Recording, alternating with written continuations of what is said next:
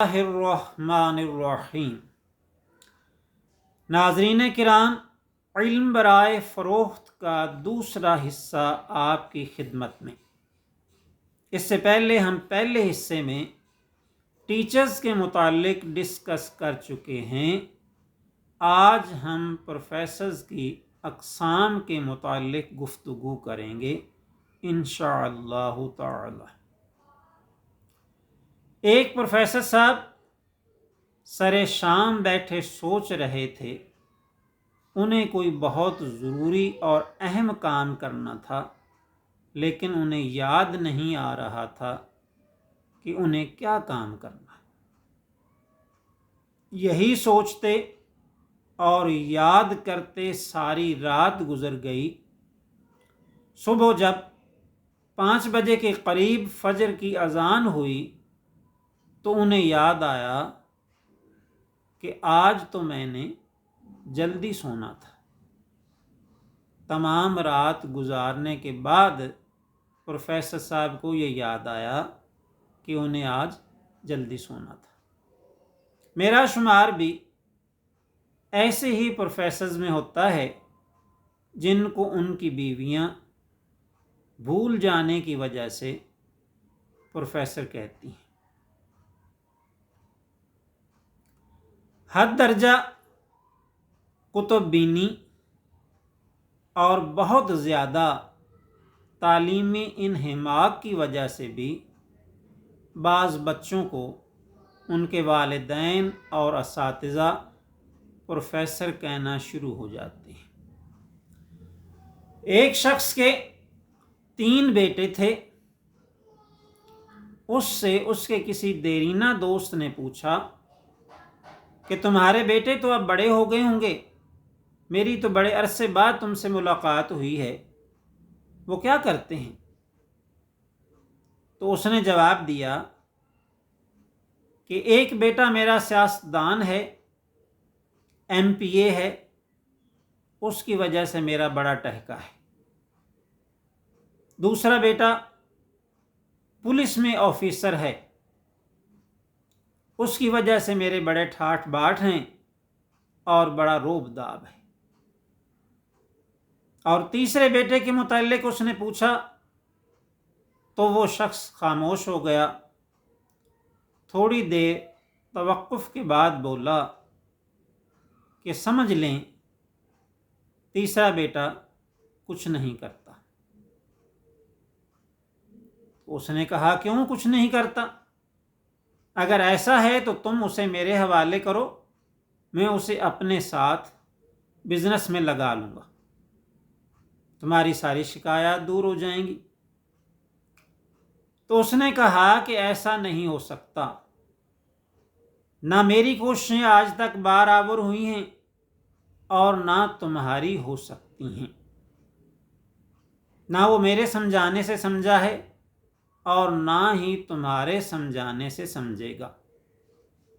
اس شخص نے پوچھا آخر تمہارے اس بیٹے کے ساتھ ایسا مسئلہ کیا ہے؟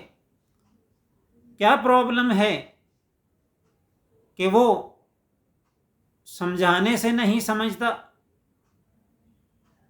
اور کچھ کرنے پر تیار نہیں ہوتا؟ تو اس شخص نے جواب دیا اس لیے کہ میرا تیسرا بیٹا پروفیسر ہے۔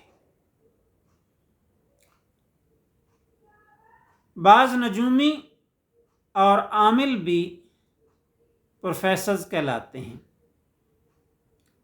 ایک شخص نے نجومی کو اپنا ہاتھ دکھایا تو اس نے بتایا کہ تم پر 4 سال تک گردش رہنی ہے۔ وہ شخص کچھ پریشان ہوا اور کچھ اس کے دل میں امید بھی ہوئی کہ شاید 4 سال بعد ہی حالات ٹھیک ہو جائیں۔ لہٰذا اس نے نیم دلی سے پوچھا کہ 4 سال تک تو حالات برے رہیں گے، 4 سال بعد کیا ہوگا؟ تو نجومی نے کہا کہ 4 سال بعد پھر تم اس کے عادی ہو جاؤ گے۔ اسی طرح کرکٹر محمد حفیظ کو بھی پروفیسر کہا جاتا ہے، اس کی وجہ یہ بیان کی جاتی ہے کہ وہ بال ڈیلیور کرنے سے پہلے اور فیس کرنے سے پہلے سوچتا ہے۔ ہمارے ہاں، ہمارے معاشرے میں زیادہ سوچ و بچار کو پسند نہیں کیا جاتا، بلکہ عوام الناس یہ کہتے ہیں کہ سوچیں پیا تے بندہ گیا۔ تو ناظرین کرام، پروفیسرز کی سنجیدہ تعریف یہ ہے کہ وہ شخص جس نے اپنے آپ کو کسی اعلیٰ مقصد کے لیے وقف کر دیا ہو اور اس کے عقائد بڑے پختہ ہوں، اسے پروفیسر کہا جاتا ہے۔ اسی طرح کسی اعلیٰ تعلیم یافتہ شخصیت کو جو کسی کالج یا یونیورسٹی میں شعبہ تدریس سے وابستہ ہو اور اس کی کسی مضمون پر مکمل دسترس ہو، اس کو بھی پروفیسر کہا جاتا ہے، بلکہ صحیح معنوں میں وہی پروفیسر کہلانے کا حقدار ہوتا ہے۔ بعض پروفیسرز کی آزاد خیالی حد سے گزر چکی ہے۔ ان کی نام نہاد آزاد خیالی تمام اخلاقی حدود و قیود کو پھلانگ چکی ہے۔ وہ دوران لیکچر بد کلامی، بد تہذیبی، بلکہ فوش کلامی میں بھی ذرا سی بھی جھجک محسوس نہیں کرتے۔ وہ اعلیٰ شخصیات، قائد اعظم اور علامہ اقبال جیسی عظیم ہستیوں پر بھی کیچڑ اچھالنے سے گریز نہیں کرتے، بلکہ ان کی دریدہ دہنی اس حد تک پہنچ چکی ہے کہ وہ علماء کرام،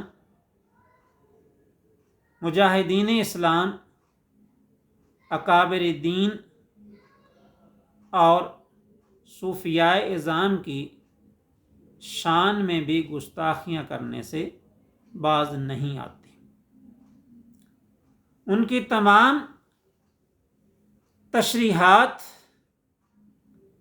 تحریرات اور تقریرات کا مقصد صرف اور صرف یہ ہوتا ہے کہ وہ اکابرین کے کارناموں کو دھندلا دیں اور ان کی شان و عظمت کو کم کرنے کی ناکام کوشش کریں۔ تو گھٹانے سے کسی کے نہ گھٹا ہے نہ گھٹے گا، تو گھٹانے سے کسی کے نہ گھٹا ہے نہ گھٹے گا، جب بڑھانے والا ہے تجھے اللہ تعالی تیرا۔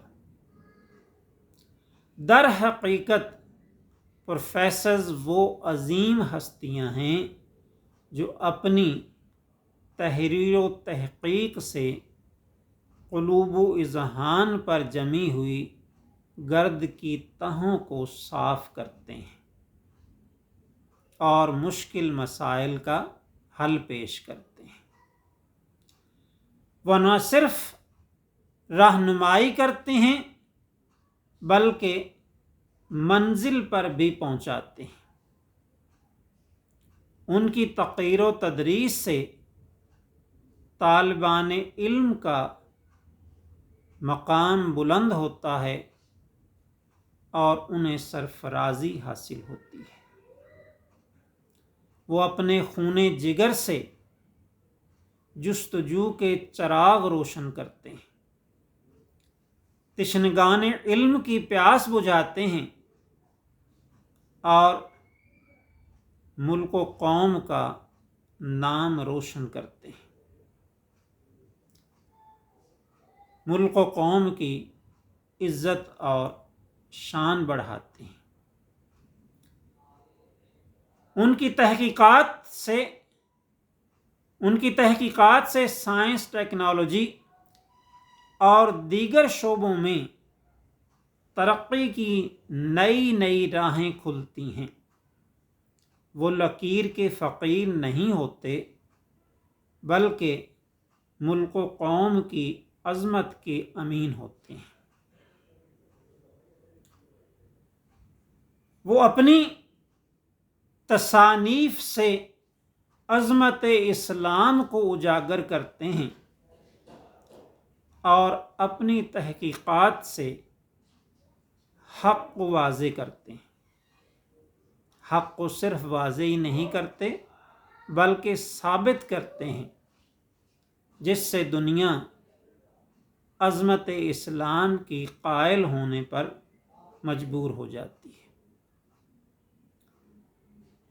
جہالت کی تاریکیوں، ہوس کی آندھیوں اور غلاظت کے ڈھیروں میں بھی ان کی سوچ ہمیشہ مثبت رہتی ہے۔ ان کے خیالات نہیں بھٹکتے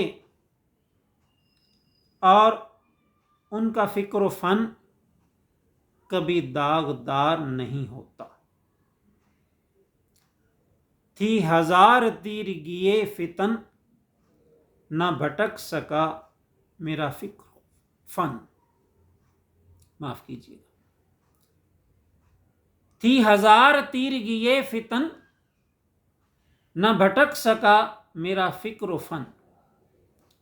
میری کائنات خیال پر نظر شاہ عربی رہی۔ یہ وہ عظیم پروفیسرز ہیں جو سنت مطہرہ پر عمل کرتے ہیں،